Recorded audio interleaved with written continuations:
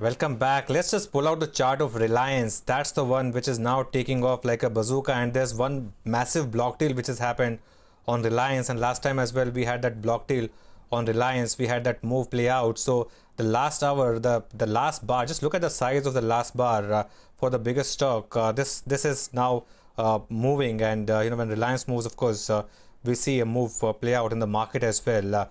We have our technical experts joining us, Ashwini Gujral, Mitesh Thakkar and Prakash Kaba. Good afternoon. Ashwini, big moves happening right now. For example, if you look at Reliance, the Bank Nifty chart, your thoughts on last hour and whether you would carry home any kind of long positions, and what would be your stock calls? Yesterday, the US markets first responded very negatively to the unemployment numbers, and then actually rallied 1300 points. So that kind of gave you the indication that the bears are not able to get traction on bad news. Also, most Asian markets should have gone down, the stimulus is over, etc., etc. But again, from lower levels, they are finding buying, and similar to that, we corrected. The bears got trapped on the downside, and now we are again resuming our rally. So that way I would think that another leg of this pullback rally will probably start from here, and one that will go to 9800, 10,000.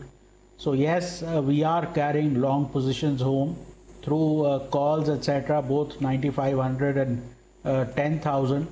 But it's clear that once we get to 10,000, only then bulls will have that sort of confidence, and then the market will be long enough for a fresh round of sell-off if it comes. If it does not come in the next 3 days, you find some cure, chances are you could get a V-shaped move also. So now you'll have those 500-point gap ups in the upside, like we had those 500-point gap downs. Individual stocks, Torrent Pharma is a buy with a stop of 1860, target of 1910. Axis Bank is a buy with a stop of 365, target of 400. And Shriram Transport is a buy with a stop of 710, and look for targets of 745. Okay, so quite a few buy calls there that Ashwini is going with. Let me come to the other experts as well. Mitesh, what's your sense? This has been a very smart pullback from the day's low. I mean, you can't ignore it either. And again, it's sort of, a counter trend to what's happening in European markets at the moment. So slightly confusing. What's your take on the index, and what are the calls? Yeah, you're right. I think a smarter pullback. A couple of things which I want to say. One, when you're going up, I had looked at 8,500 as the first target on the bounce back, and that's where a couple of short-term averages on the hourly charts were placed. We crossed that, went to 9,000 plus levels, and then again came back to 8,500 to the support around those averages. So I think 8,520 in that sense today's low becomes an important pivot. But I'm not very positive on the upside. I think, even if we cross today's high, it could be by another 200, 300 points. I don't think there will be a very strong pullback, though the volatility indicator is expanding, which means that, it could be stronger than what we think. But I would still believe that 9,100 plus 200, 300 points should be the end of it. So for the timing, I think if you're long, keep a watch on 8,500 as the support area, and on the upside around 9,000, if we show weakness again, I would be inclined to add on to short positions. Right now, I have a buy and a sell call on the stock side, a sell on Apollo Hospital with a stop at 1176 for targets of 1120, and a buy on BEL that's moved up slightly but around 72, 72.5, buy with a stop at 70 for targets of around 76. Okay, tell you what, just look at the last 5-minute graph of the Bank Nifty future. From 20,350 to 19,880 is what you have, about 450-point decline in the 5-minute bar that you have seen. That's the kind of market that you're dealing with. I mean, if you look at intraday charts of some of the names, Kotak Mahindra Bank, for example, intraday there's a bit of a slip in that. HDFC Limited, not bank, of course, not part of the Bank Nifty, but that one's seeing a bit of a decline from the highest level. So market is a bit volatile. Let's invite our fundamental experts as well. Before that, Prakash Gaba is also with us. Prakash, your thoughts on the index and your stock calls? Well, I feel good afternoon to you. That up move that we see, it opened the gap up closer to 9,000 that we spoke about in the morning, and then we got sold off. What I see the trading today is it's more of a 31st March move. People who have sold are trying to buy back and keep it in the books. That's what I see. But so far, I'm not too comfortable with the up move. Still trading somewhere closer to yesterday's low, yesterday's close. That has been defended, no doubt. But there is not much strength out there. So possibly we'll see some sideways, maybe a little bit of up move, but not very comfortable though. Maybe on Monday, let's see how it unfolds. I have two stocks here. One Havells looks like a buy. Possible Havells can climb to 550 zones, stop below 500. And Bajaj Finance looks a tad weak. Possibly we could see a slide to maybe around 2,250 zones, stop above 2750. Okay, we have SP Tulsian of sptulsian.com and Deepan Mehta, Director of Elixir Equities, now joining us. Good afternoon. Ms. Tulsian, your thoughts first on this decline in Bajaj Finance from being up 10% intraday. It's now down 8%. How would you read into this price behavior today?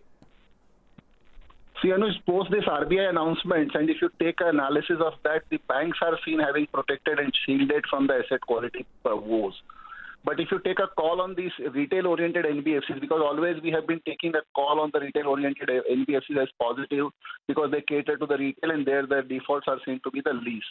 And now this is exactly the reverse situation seen having happened. And now the maximum defaults which we will be seeing will be coming in from the retail segments, because generally these all NBFCs, they never lend the term loan, because term loan there will be automatic moratorium of 3 months. You don't need to get those things rescheduled, but there is no clarity even in respect of the bankers' consumer loans and all sorts of things, though the banks have given permission in respect to the working capital. So NBFCs are in no way protected, and actually I'm very much taking an extremely negative call on all the consumer-oriented NBFCs, whether Shriram Transport or Mahindra Finance. Obviously, Bajaj Finance is taking the lead.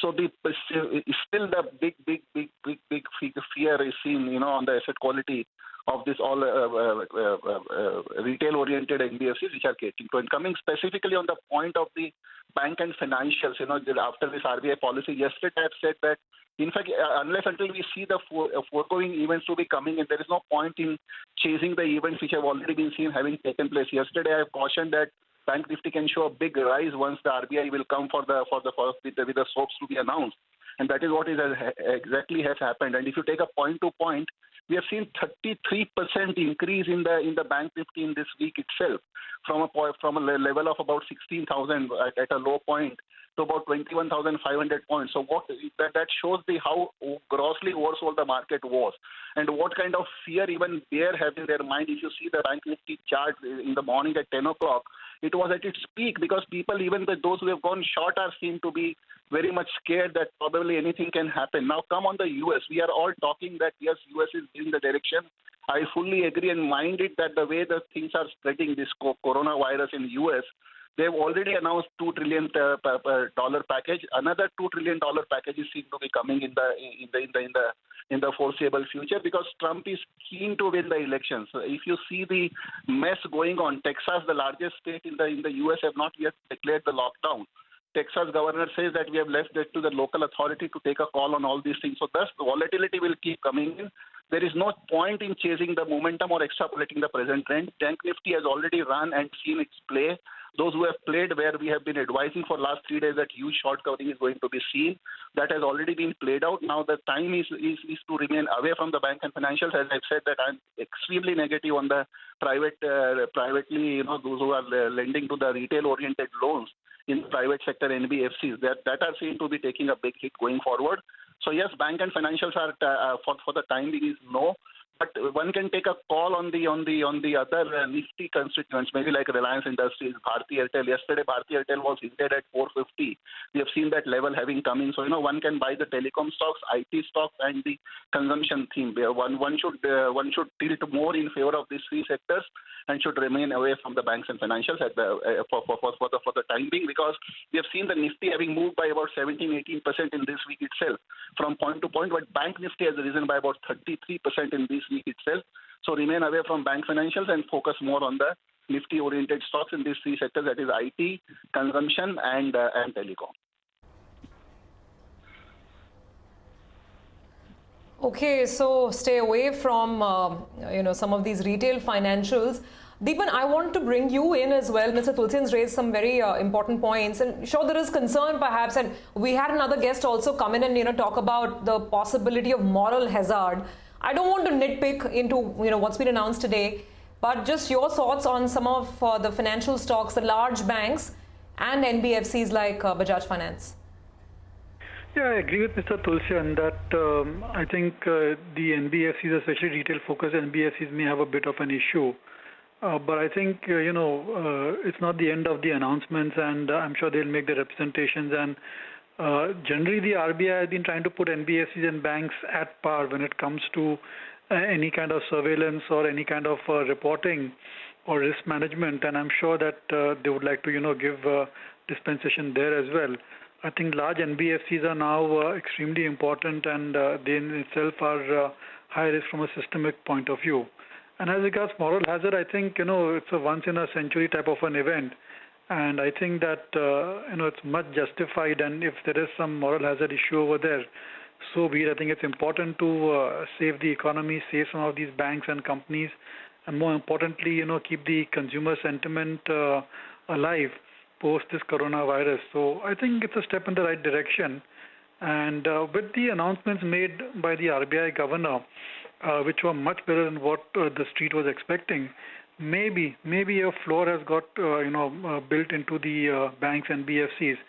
And my sense is that if there was further tension over there, there is a lot more that RBI can also do. I think in terms of our response from our central banker, it is less compared to what the Fed is doing or some of the other central banks are doing. So there's a lot more firepower, I think, still available with the RBI and with the government as well. So I think it's what we are seeing right now maybe could be a bit of sell-on news also syndrome, and that'll get absorbed. But so long as you don't create a new bottom and this pattern of higher top, higher bottom continues, that will bring in a lot more confidence. There is money waiting in the sidelines to be invested. You just want the markets to become less volatile and get into a trend so they can get stock specific. Okay, fair point. By the way, just a word on Bajaj Finance. I'm reading the first downgrade that I have on the stock. It's from Bernstein. And you know what? This is a valid point that because of this COVID outbreak and in this environment, there's a serious risk to Bajaj Finance's business model. And in fact, Surabhi, they actually expect FY21 EPS for Bajaj Finance to contract by 8% and ROE to fall to 15%. This is the company in which you've been seeing 25 to 30% EPS growth and ROE of 40%. So for this company to actually report a decline, and this is what will happen now. You will start to see because banks get a bit of a security, but that's not the case for some of these NBFC and Bajaj Finance financing. Like we discussed, the bottom of the pyramid stuff, there's a bit of an earnings pressure which is being talked about as far as these brokerages are concerned. So I first downgrade on that stock, and my sense is that more would follow. That explains why Bajaj Finance is underperforming so much in trade today.